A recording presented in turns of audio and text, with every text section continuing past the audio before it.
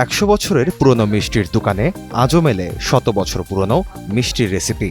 মুন্সিগঞ্জের লোহজং উপজেলার ছোট্ট একটি গ্রাম নাগেরহাট, আর সে গ্রামেই সন্ধান মিলল শতবর্ষী দোকান ও সে দোকানের বিখ্যাত স্পঞ্জ মিষ্টির। শত বছরের পুরনো রেসিপিতে তৈরি স্পঞ্জ মিষ্টি খেতে দূর দূরান্ত থেকে ছুটে আসেন ক্রেতারা। এই মিষ্টি এতটাই জনপ্রিয় যে মুন্সিগঞ্জ পেরিয়ে এই মিষ্টির জনপ্রিয়তা এখন ছড়িয়ে পড়েছে আশেপাশের জেলাগুলোতেও। এই মিষ্টিটা শুধু আমাদের যে পরিবারের এরকম না, এই মিষ্টিটার কারণে আমাদের নাগেরহাট বাজার এটা বিশ্বের কাছে তুলে ধরা হয়েছে। যেরকম এই রসগোল্লা কোথায় খুব ভালো হয়, নাগেরহাটে খুব ভালো হয়। এইভাবে এটা যেরকম আমাদের গৌরব, সাথে সাথে আমাদের গ্রামেরও গৌরব, আমাদের দেশেরও গৌরব। এই মিষ্টি বিখ্যাত হয়ে ওঠার সবচেয়ে বড় বিশেষত্ব হলো এর স্বাদ, গন্ধ আর শত বছরের ঐতিহ্য। দুধের ছানা আর হালকা মিষ্টি জলশিরার মিশেলে তৈরি এই মিষ্টি মুখে দিলেই গলে যায়। তাই কোনো রকম প্রচারণা ছাড়াই দীর্ঘদিন ধরে ক্রেতাবান্ধব পরিবেশে চলছে আদি হেম ঘোষ মিষ্টান্ন ভাণ্ডারের মিষ্টির ব্যবসা। যেরকম চিনি শিরা বানানো হয়, আগে শিরা বানানোর পর মিষ্টিটা ওখান থেকে তৈরি হয়ে আসার পর এনে মিষ্টি চুলার শিরার ভিতরে ছাড়ার পর জিনিসটা আস্তে আস্তে তৈরি হয়। ফোলার পর একটু টাইট থাকলে জল দিতে হয়। জল দেওয়ার পর জিনিস সিদ্ধ হয়, সিদ্ধ হলে জলের ছিটা দিতে হয়। ছিটা দিয়ে পরে মিষ্টি কমানো হয় জল দেওয়ার পর বলক আসলে নিচে নামানো হয়, তারপরে বিক্রি করার প্রসেসিং হয়। পারিবারিক সূত্রে জানা যায়, মিষ্টির দোকানটির আদি মালিক হেম ঘোষ প্রায় 100 বছর আগে ভারত থেকে স্পঞ্জ মিষ্টি বানানোর রেসিপি শিখে আসেন।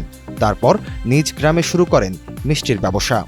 সেই থেকে এখনো পর্যন্ত ছেলে ও নাতির হাত ধরে এ ব্যবসা পরিচালিত হচ্ছে।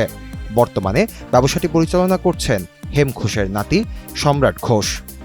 আমার দাদার যাত্রাটা শুরু হইলো তখন বাংলাদেশ আর ইন্ডিয়া এক ছিল, তখন ভারতীয় উপমহাদেশ ছিল। ইংরেজ আমলে আমাদের দাদাদের ইন্ডিয়া তো বাড়ি ছিল, ওখানে আপনার যাতায়াতের কারণে এই রসগোল্লাটা ইন্ডিয়া থেকে রেসিপিটা শিখে আসার পর এখানে ওটা প্রসার করে, লোকেদের খাওয়ানোর মাধ্যমে ওনারা অনেক প্রশংসা করে এবং এর মাধ্যমে এটা যাত্রা শুরু হয়।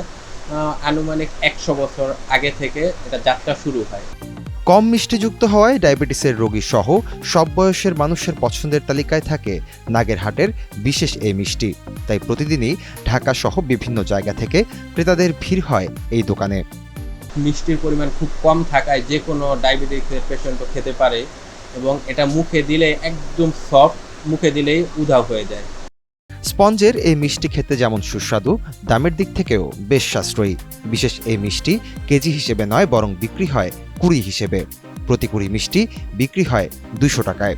নরম ও স্বল্প মিষ্টি হয় প্রতি কুড়ি মিষ্টি, অর্থাৎ 20টি মিষ্টি অনায়াসেই খেয়ে ফেলা যায়। আমাদের মিষ্টিগুলো হলো কুড়ি হিসাবে বলা হয়, যেরকম বাংলা হিসাবে যে আমরা 20কে কুড়ি বলি সেই হিসাবে বলা হয়, আর সহজ ভাষায় বললে পিস হিসাবে বিক্রি করা হয়। এটা সুর সহ অরিজিনাল দুধের মিষ্টি, এটা চিনি কম। প্রবাসীদের কাছেও বেশ জনপ্রিয় এই মিষ্টি। বিদেশ থেকে ফিরে এলে এলাকায় মিষ্টি বিতরণে হেম ঘোষের মিষ্টি প্রথম পছন্দ প্রবাসীদের কাছে।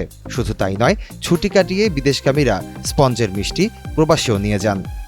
এখান থেকে আমরা সবসময় মিষ্টি নেই, তো সবসময় আমার পরিবারের সবাই এখান থেকে মিষ্টি নেয়। স্পঞ্জ মিষ্টি এমন এক মিষ্টি, মুখে দিলেই অদৃশ্য হয়ে যায়। আদি দোকানদার, আদি পুরানা দোকানদার, আমরা ছোটবেলা থেকে দেখতেছি, খাইতেছি। ব্রিটিশ আমলে তার বাবা তার আগেও থেকে দোকানটা সৃষ্টি করছে।